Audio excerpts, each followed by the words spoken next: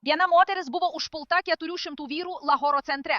Kas galėtų būti šokiruojančiau ir barbariškiau už tai? Ir visa tai vyksta Pakistano nepriklausomybės dieną. Jūs vis minite Pakistaną, tarsi norėdami parodyti, kad jie kultūriškai kažkuo prastesni. Nenoriu kalbėti už jūs, lyginant su kitomis kultūromis, pavyzdžiui, Prancūzija. Aš sakyčiau, kad Britų kultūra tikrai geresnė už Pakistano kultūrą. Taip. Nesijaudinkite, mes esame jūsų svečiai. Nežinau, nenoriu jūsų įžeisti. O kaip ji? Ar ji ne jūsų viešnia? Taip, ir ji. Gerai, bet aš labai man gėda, kai kalbuosi su moterimis. Ši medžiaga buvo nufilmuota Pakistane. Ir tai yra vaizdo įrašas, kuriame tiktokerė užpuolė daugiau nei 400 Pakistano vyrų. Ir manau, kad tai pasako tiesiog viską, ką turime žinoti. Nes šiuo metu visi stebisi, kas vyksta su šiomis seksualinio išnaudojimo gaujomis jaka ir kaip tai apskritai įmanoma. Nepagalvojau, kodėlgi mums nepadarius šiek tiek gilesnės analizės apie Pakistano kultūrą, kad suprastume, kokios tiksliai yra jų taktikos ir kaip jos veikia. Mes pasiekėme tašką, kai 250 000 mergaičių buvo sistemingai prievartaujamos visoje Jatko. Pasirodo, tai nėra atsitiktinumas. Tai iš tikrųjų daroma gana efektyviai kultūros, kuri tuo tiki. Pažiūrėkime. Pakistane šokiruojantys vaizdo įrašai, kuriuose socialinių tinklų influencerė yra užpulta daugiau nei 400 vyrų. Tai vyksta Lahoro centre. Dabar tie žiaurūs vyrai išmetė moterį į orą, suplėšė jos drabužius, nes ji filmavo vaizdo įrašą. Štai kas nutiko. Ironiška Pakistano nepriklausomybės diena. Grįžtame. Viena moteris buvo užpulta 400 vyrų Lahoro centre. Kas galėtų būti šokiruojančiau ir barbariškiau už tai? Ir visa tai vyksta Pakistano nepriklausomybės dieną. Besiapginti negalėjusi moteris, TikTok žvaigždė, buvo stumdoma, grabaliojama, pliaukšėjama, metama į orą ištvirkusios 400 žmonių minios. Visa tai net buvo filmuojama šalia stovinčių ir stebinčių šį įvykį žmonių kameromis. Šis pasibjaurėtinas nusikaltimas įvyko prie istorinio Minare, Pakistan didžiajame Iqbal parke Lahorėje. Moteris ir 6 jos draugai tam buvo atvykę filmuoti vaizdo įrašo nepriklausomybės dienos šventei. Net kai jie filmavo vaizdo įrašą, tai kurie vyrai apsupo prie TikTok žvaigždės ir pradėjo ją užpulti. Netrukus prie jų prisijungė visi ten buvę vyrai. Kas siaubinga, ne vienas iš 100 vyrų netėjo moteriai į pagalbą. Galiausiai moteriai pavyko ištrūkti iš minios gniaužtų ir pabėgti. Manau, turime savęs paklausti, kodėl ne vienas žmogus nebandė padėti nekaltai moteriai? Nes visi žinome, kad vyrai yra sukurti ginti savo moteris, tiesa? Bet ne Pakistano kultūroje. Ten jie mano, kad moteris turėtų būti, nežinau, šiek tiek kitaip vertinamas. Pažiūrėkime šį vaizdo įrašą, kuris tapo labai populiarus internete. Čia mano žmona. Žmona? Taip, ponė? Netrodo kaip tavo žmona. Kas tai? Maša, manau, kad tai mano tokia sveika. Taip malonu, tokia sveika viena. Gerai, tai taip. Sveika, ką turiu omenyje? Ir ji yra mažiau sveika nei tu. Ką? Aš... Virginia. Juodas namas, mažiau, ne per daug, mažiau. Gerai.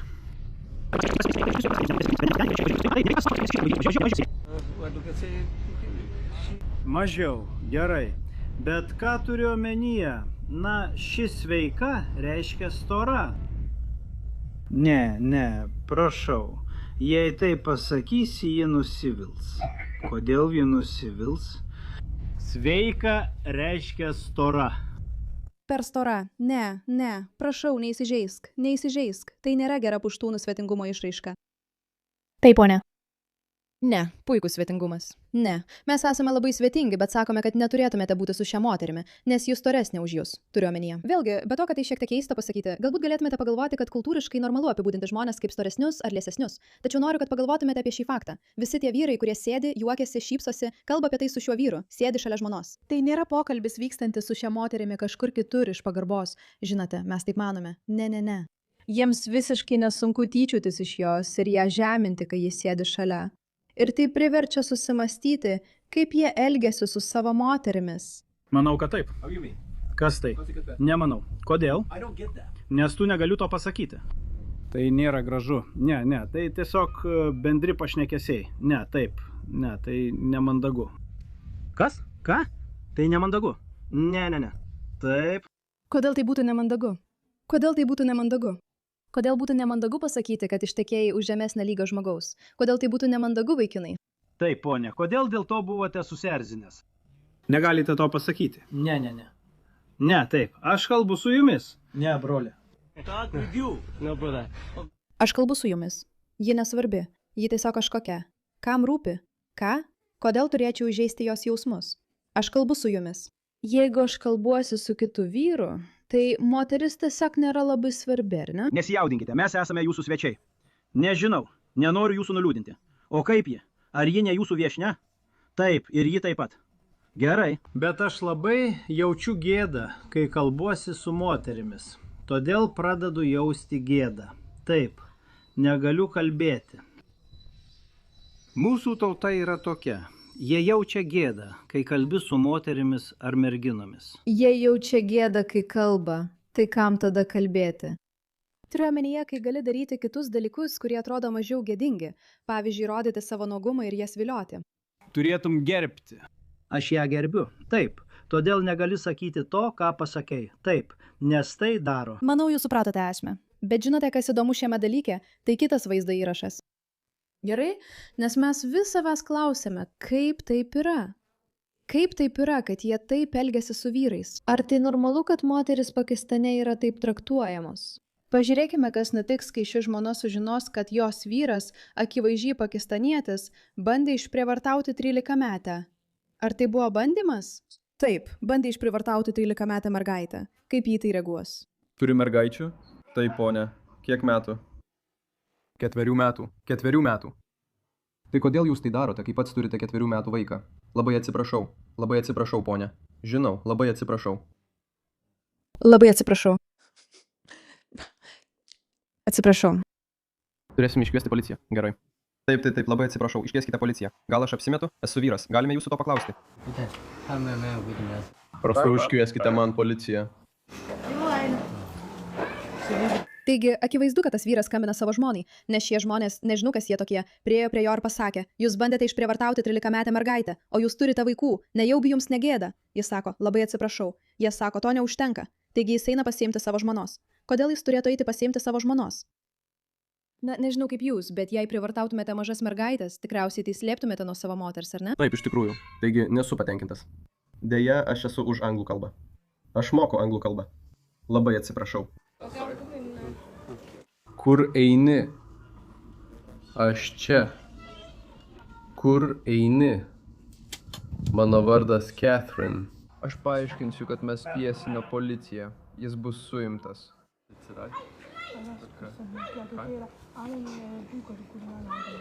Jūs kalbate angliškai?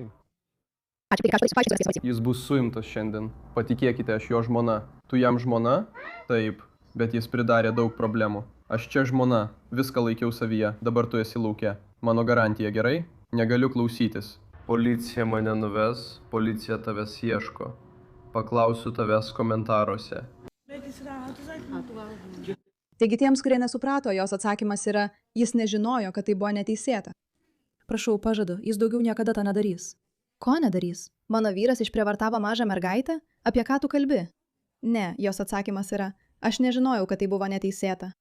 Kas priverčia suprasti, kad galbūt tai yra giliai įsišaknyję visoje moterų kultūroje, kur jos iš tikrųjų mano, kad tai visiškai normalu. Dabar, kad jis nežinojo, jog tai yra teisinės klausimas, taip pat yra vienas iš dalykų, kuriuos šie žmonės mėgsta pabrėžti. Pažiūrėkime į šį vyrą. Paklausyk manęs. Koks tavo vardas? Talibas. Tu čia atėjai susitikti su 12 metų vaiku. Kad galimai išprievartautum 12 metų vaiką? Ar žinai, kas yra išprievartavimas? Tu nežinai, kas yra išprievartavimas? Ką jis ketino daryti su šia 12 metė? Pažiūrėk į mane. Koks yra teisėtas sutikimo amžius Jungtinėje karalystėje? Tu esi naujas čia. Jis atvyko čia prieš 10 dienų. Taigi šis vaikinas yra Anglijoje tik 10 dienų ir jau bando susitikti su 12 metų anglų mergaitė. Bet aš nežinojau, kaip tai veikia. Atrodo, kad tai tarsi pasikartojanti pasiteisinimo forma. Mes nežinojome, kad tai neteisėta. Vienintelė priežastis, kodėl jie nežinotų, kad tai neteisėta, yra ta, kad jie arba meluoja, arba jų šalyje tai nėra neteisėta ir yra visiškai įprasta, arba juos įtikino organizuotos vaikų viliojimo ir seksualinio išnaudojimo gaujos jų rajone, kad tai visiškai priimtina ir galima taip elgtis. Visi 3 variantai yra problemiški. Labai. Itin. Taigi remiantis visą tuo, mes tuoj pažiūrėsime šį vaizdo įrašą su Connie Shaw, kuri diskutuoja su pakistaniečiu. Nes dėl kažkokios priežasties, suprantant, kaip jie elgesi su moterimis, kaip jie elgesi su savo žmonomis, kaip lengvai jie kalba tokiu būdu, kaip lengvai jie žiūri į vaikų viliojimą ir prievartavimą, ir kaip lengvai jie meluoja ar apsimeta, kad nieko nežinojo. Pažiūrėkime šį vaizdo įrašą su tokiu supratimu. Jūs vis minite Pakistaną kaip pavyzdį, galbūt norėdami parodyti jų tam tikrą kultūrinį nepilnavertiškumą. Nenoriu jums dėti jums žodžius į lūpas, bet galbūt lyginate su kitomis kultūromis, pavyzdžiui, Frankfurto. Aš sakau, kad Britų kultūra tikrai yra geresnė nei Pakistano kultūra, taip. Gerai, supratau. Tai kokios konkrečios Pakistano kultūros dalys yra prastesnės? Sakyčiau, bausmės už šventvagystę. Tai nėra Pakistano kultūros dalis. Pakistane yra žmonių, kuriems įvykdoma mirties bausmė už šventvagystę prieš tai. Na, žinau, kad Ahmadija musulmonai patiria valstybės sankcionuotą persekiojimą. Tai nėra Pakistano islamas, tai labiau Pakistano valstybingumas. Na, tai vyksta Pakistane. Taigi, jei į šią šalį atvyks daug žmonių iš Pakistano, tai pradės vykti ir čia. Ir tai vyko 2016 metais, kai musulmonas iš Bradfordo nuvažiavo iki Glasgow nužudyti Ahmadiją musulmono, nors ir pats buvo musulmonas, dėl to, ką jis laikė piktžodžiavimu. Tai yra pavyzdys. Bet ar nemanote, kad tai yra pernelyg apibendrinantis požiūris į pakistaniečius ir Pakistano kultūrą? Ar manote, kad tai yra daugumos požiūris? Na, kai žiūrime į tam tikrus nusikaltimus šioje šalyje, pavyzdžiui, į seksualinio išnaudojimo gaujas, faktas tas, kad pakistaniečiai vyrai ten yra neproporcingai dažnai atstovaujami. Ir tai yra labai liūdna. Tačiau tai yra tam tikras sritis, ar ne? Na, bent jau 50 miestų ir miestelių visoje Jungtinėje karalystėje žinome, kad šis nusikaltimas įvyko. Imigracija iš Pakistano sukėlė daug problemų šioje šalyje. Tai nereiškia, kad kiekvienas pakistanietis ar žmonės, kurie yra pakistaniečių palikuonys, atvykę čia sukėlė problemų. Tačiau ten, kur turime didelių etninių anklavų, pavyzdžiui, Bradforde, yra pusbrolių santokos. Tai viena iš priežasčių, kodėl seksualinio išnaudojimo gaujos galėjo veikti, dėl giminystės ryšių tarp žmonių, kurie prievartavo mergaitės. Daugelis jų buvo broliai, pusbroliai ir dėl gentinio šeimos modelio Pakistane dėl pusbrolių santokų. Tai reiškia, kad ryšiai tarp šeimų buvo itin glaudūs. Tokių neturime Britanijoje ir daugumoje vakarų šalių, nes pusbrolių santokos buvo uždraustos jau seniai. Ar apie tai nekalbėjote su pakistaniečiu? Aš asmeniškai nekalbėjau, bet daug tyrinėjau apie verbavimo gaujas ir stengiausi suprasti bei išklausyti dviejų ekspertų nuomonės apie šias gaujas. Įsivaizduokite, kokioje dar kultūroje masiškai galėtumėte įsivaizduoti, kad susirinktumėte su pusbroliais, broliu ar netėvu, kad prievartautumėte jaunas mergaitės. Akivaizdu.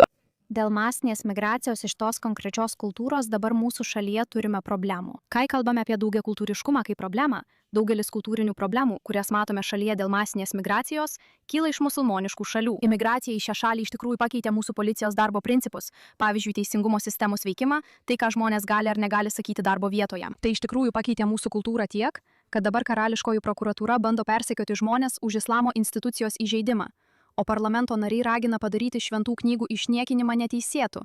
Ir mūsų ministras pirmininkas tam pritarė. Turiu omenyje, kad Laisvo žodžio sąjungoje kasdien matome daugybę pavyzdžių, kaip islamiški piktžodžiavimo įstatymai, kuriuos įtakoja Bagdau, daro tikrą poveikį mūsų šaliai. Ir tai nevyktų be masinės migracijos. Manau, tai gana gerai apibendrina viską, ką turime pasakyti šią temą. Ką manote jūs? Ačiū už jūsų dėmesį šiam klausimui.